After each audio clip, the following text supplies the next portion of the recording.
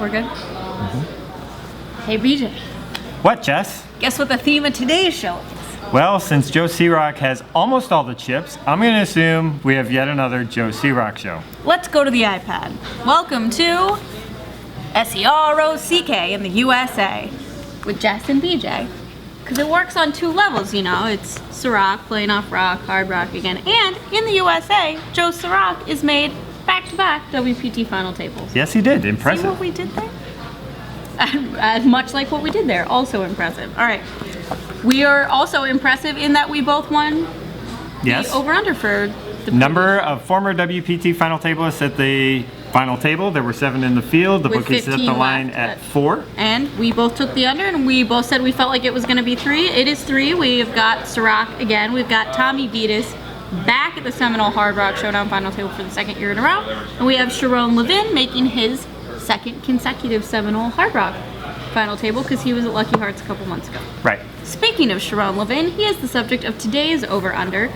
At that Lucky Hearts final table, he got 4th. So the bookie wants to know, is he improving upon his finish from Lucky Hearts, or is he doing worse? Actually, he could do the same and it would still be the under. This is true. All right, he is coming in 4th in chips. Right. But the 4 in the middle, right. There's 1 big stack, 1 short stack, 4 in the middle. So he's kind of in the middle of the pack. I, for reasons you will find out in a minute, am going to hedge my bets and take the under. He feels like he's going to go a little deeper than just the chip count, taking the under 2. All right. Easy enough. Okay, so we started the day with 15. We lost Justin Zacke right away, so no repeat Seminole Hard Rock Showdown final table. But he is the only player to cash in all 3 WPT events held here at the Seminole Hard Rock. Yes, both Seminole Hard Rock Showdowns and the Lucky Hearts Poker Open, so. Right, so 3 cashes, 1 final table. Good job, Justin. And now it's worth noting too that Robert Girardo, who came into the day 2nd in chips with over $1 million, ended up going out in 12th place. Yeah. Not a good day for him, just couldn't get anything going, so. He went out then. Robbie Rockhaven went out in 11th when painfully his aces cracked by Craig Bergeron's kings. Pretty King on the river, all in pre, of course. And then we lost Jimmy Tran in 10th. Jimmy Tran. Again, no final table for poor Jimmy Tran, which I think we were all kind of hoping to see. His 14th cash on the World Poker Tour. Still looking for that first final table. It'll come. Season 11, Jimmy Tran.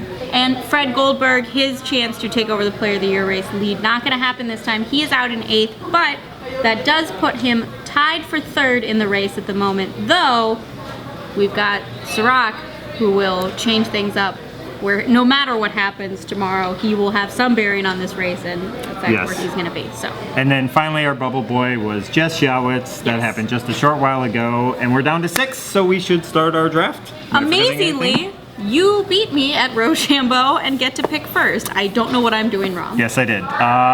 Joe Serock was on my team at Bay 101.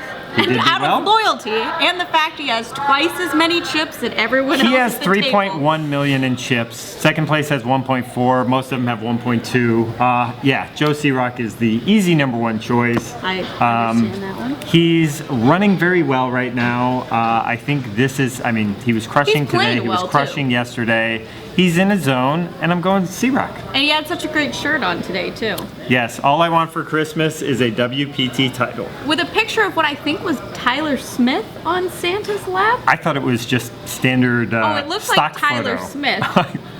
That's what I thought it was, but maybe I'm wrong. I have no idea. We'll have to ask him. All right, I'm going unconventional with my pick because last year I had to deal with getting months of crap from Tommy Vitas about not drafting him or taking him on some side of an over-under at a Jess and BJ at Seminole Hard Rock last year. So I am taking Tommy Vitas, even though he has half as many chips as everyone else with 590,000 as my first pick.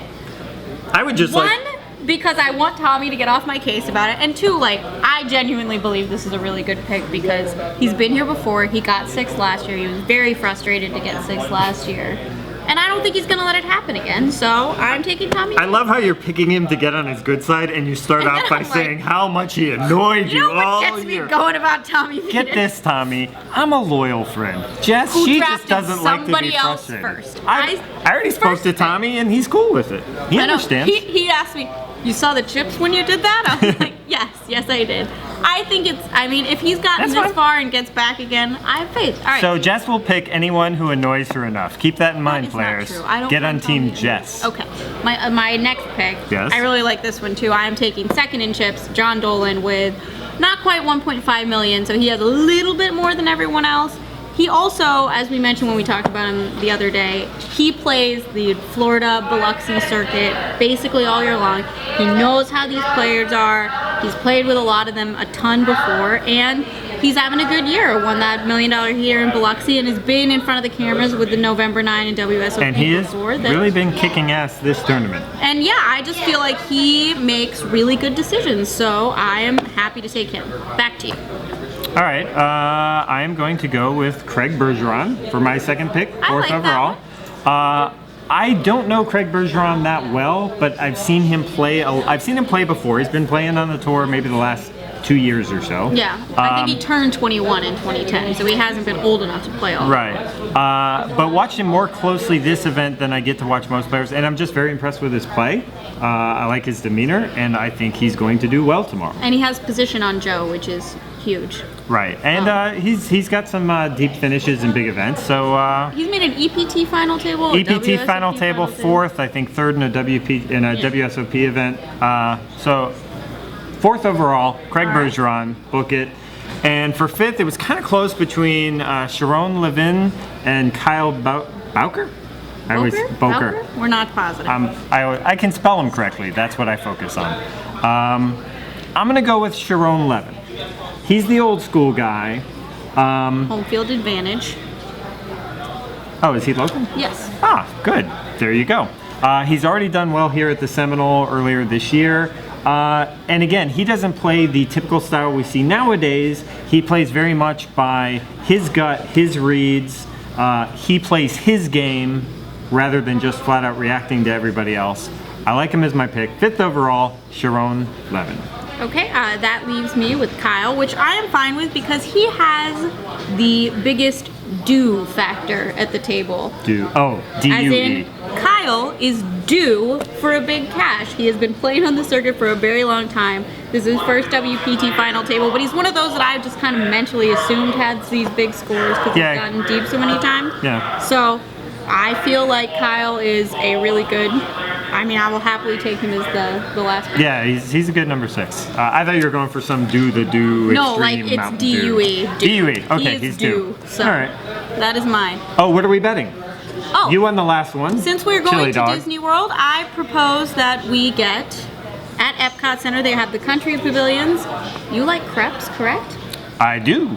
So, a crepe from the French country pavilion. Although I pronounce them crepes. Oh, I had a French roommate in college, so she drilled it into me. I'm American. I call them crepes. I will have a crepe with Nutella and bananas. I will have something with ice cream and more ice cream.